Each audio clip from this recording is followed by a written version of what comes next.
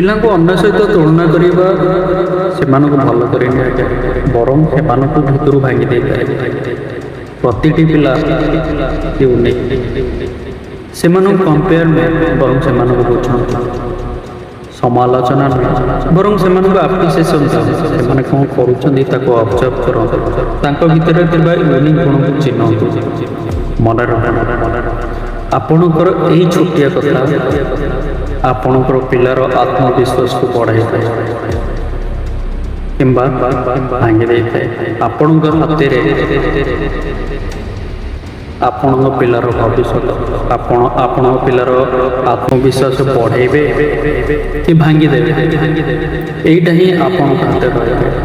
ଏହା ମୁଁ ନିଜର ଅନୁଭବରୁ କହୁଛି ଆଜ୍ଞା, ମନେ ରଖନ୍ତୁ। ମୁଁ ଠିକ୍ କହୁଛି କି ଭୁଲ କହୁଛି କମେଣ୍ଟ ବକ୍ସରେ ଜଣାନ୍ତୁ।